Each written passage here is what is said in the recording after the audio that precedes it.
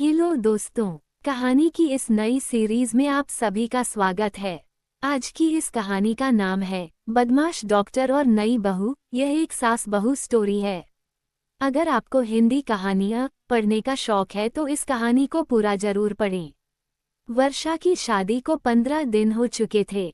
Honeymoon से वापस आते ही वह गांव अपनी ससुराल जाने की पैकिंग करने लगी।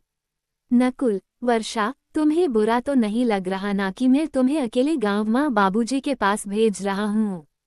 क्या करूँ, फैक्ट्री में काम बहुत है। मालिक छुट्टी नहीं दे रहे हैं। अगर वो छुट्टी दे देते तो मैं भी तुम्हारे साथ चलता। वैसे मैंने उन्हें बोल दिया है कि 2 हफ्ते बाद मुझे 10 दिन की छुट्टी चाहिए, क्योंकि मेरी बहन की शादी है। वर्षा, हाँ, कोई बात नहीं। पहले काम जरूरी है और वैसे भी मैं कोई पराई जगह थोड़ी जा रही हूँ। मैं तो अपने ससुराल जा रही हूँ, अपने घर। वहाँ रहूंगी तो माँ जी को सहारा मिलेगा। सुनैना की शादी भी तो है अगले महीने। मुझे कोई बुरा नहीं लग रहा। तुम परेशान मत हो। नकुल वर्षा को बस में बैठा देता है। शहर से गांव की दूरी 7 घंटे की थी। वर्षा गांव पहुँचती है। सब लोग नई बहू का स्वागत करते हैं। वर्षा की सास और नंद बहुत अच्छे स्वभाव की थीं। उन्होंने वर्षा को महसूस ही नहीं होने दिया कि वो किसी नई जगह आई है। सास, वर्षा बहू, गांव की कुछ औरतें तुम्हारी मुंह दिखाई के लिए आने वाली हैं। सबका बहुत मन था तुम्हें देखने का। एक काम करो, तुम जल्दी से तैयार होकर आंगन में आ जाओ। सुनैना, भाभी, आज मैंने आपके लिए पूरी, आलू और खीर बनाई है। मैं अभी आपके लिए लेकर आती हूँ। सुनैना ने जबरदस्ती वर्षा को भारी नाश्ता खिलाया। मेहमान भी बार बार आ रहे थे, इसलिए वर्षा को सबके साथ कुछ न कुछ खाना पड़ा। अगले दिन वर्षा की तबीयत थोड़ी खराब हो गई और उसके पेट में दर्द होने लगा। जानकी, कमला बहन, बहू को नजर लग गई। एक काम कर, बहू की नजर उतार दे। कमला, हाँ जानकी बहन, मैंने नजर तो उतार दी है। जरूर नजर ही लगी है मेरी प्यारी बहू को। चेहरा देखो कैसे उतर गया है। बहुत ज्यादा दर्द हो रहा है बहू। वर्षा, हाँ, पता नहीं पेट में मरोड़ उठ रहे हैं। रुक रुक कर दर्द हो रहा है। सुनैना, माँ, मुझे लगता है वर्षा भाभी को गांव के खाना पानी की वजह से ही दिक्कत हो रही है। क्यों भाभी, मैं ठीक कह रही हूँ ना? वर्षा, हो सकता है मुझे यहाँ का पानी सूट ना किया हो। पहले इतना दर्द नहीं होता था। जानकी, एक काम कर, बहू को डॉक्टर विनोद के पास ले जा। कोई ना कोई दवाई दे देंगे। कमला, हाँ, ये ठीक रहेगा। चल बहू, मैं तुझे डॉक्टर साहब के पास ले चलती हूँ। बहुत अच्छी दवाई देते हैं वो। उनकी एक ही खुराक से आराम आ जाता है। सुनैना, माँ, भाभी को वो जो दवाई की दुकान वाला है, उससे दवाई लेकर दे दो। डॉक्टर साहब के पास ले जाने की क्या जरूरत है? थोड़ा सा ही तो पेट में दर्द है भाभी के। कमला, अरे तू ये कैसी बातें कर रही है सुनैना? ये थोड़े ही है कि तूने उन डॉक्टर के पास जाना छोड़ दिया तो हम सब भी जाना छोड़ देंगे। अरे, बहुत अच्छे डॉक्टर हैं वो।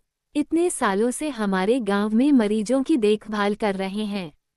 तू चुप कर। चल बहू, इसकी बातों पर ध्यान मत दे। मैं तुझे लेकर चलती हूँ। वर्षा उस समय कुछ नहीं बोली पर उसे सुनैना की बात थोड़ी अटपटी लगी। सुनैना की बातों पर उसने उस समय ध्यान नहीं दिया।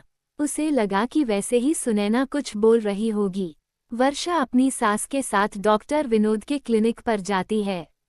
क्लिनिक के बाहर औरतों की बहुत भीड़ थी। वर्षा का नंबर सबसे आखिरी था, इसलिए वह लाइन में पीछे लगी। कुछ समय बाद वर्षा का नंबर आ जाता है। वर्षा अपनी सास के साथ डॉक्टर के कमरे में जाने लगती है तो बाहर खड़ा गार्ड उन्हें रोक देता है। गार्ड, माताजी, आप मरीज के साथ अंदर नहीं जा सकती हो।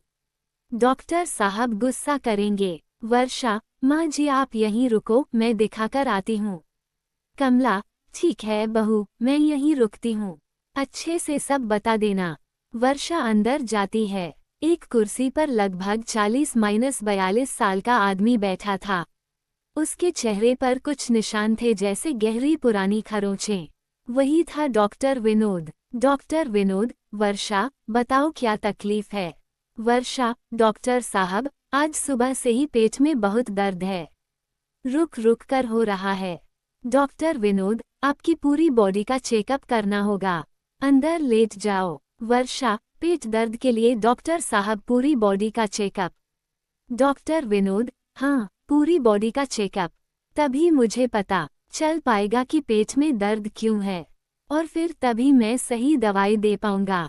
वर्षा को लगा कि डॉक्टर तो कई बार ऐसे चेकअप करते हैं। वर्षा अंदर कमरे में लेट जाती है। डॉक्टर विनोद अंदर आता है और दरवाजा बंद कर देता है।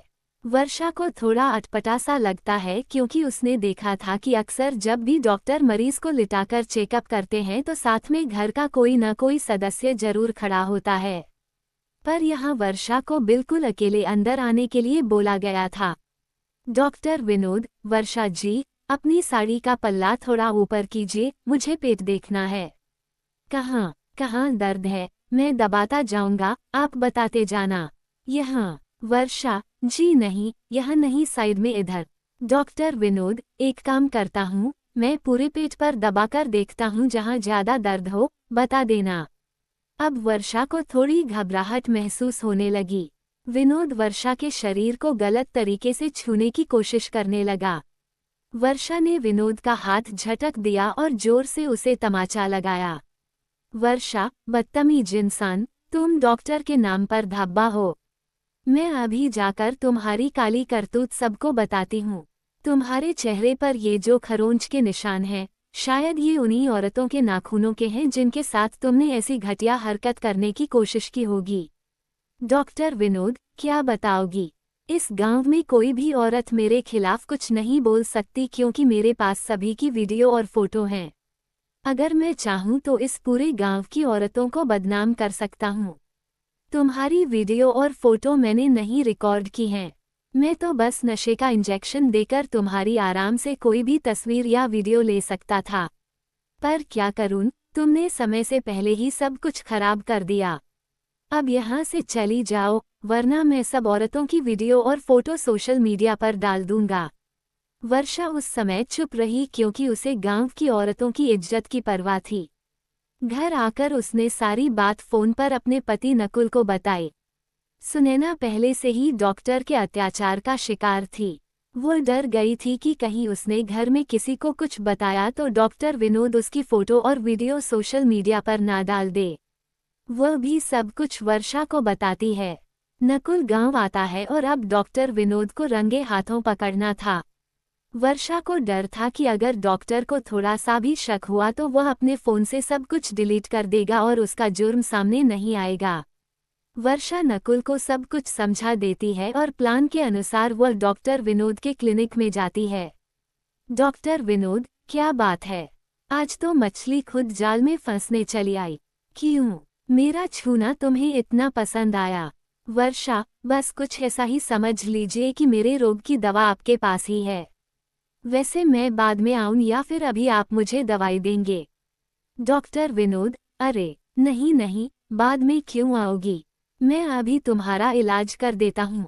आओ अंदर चलते हैं। वर्षा यही चाहती थी कि डॉक्टर उसकी बातों में आ जाए और वह डॉक्टर का फ़ोन चुरा ले।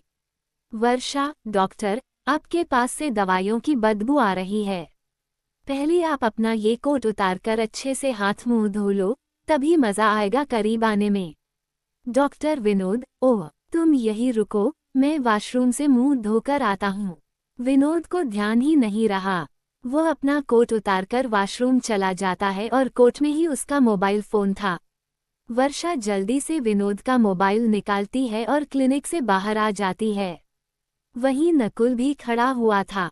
दोनों पुलिस स्टेशन जाते हैं और वर्षा सारी बात पुलिस को बताती है। पुलिस डॉक्टर विनोद को अरेस्ट कर लेती है और उससे पूछताछ करती है।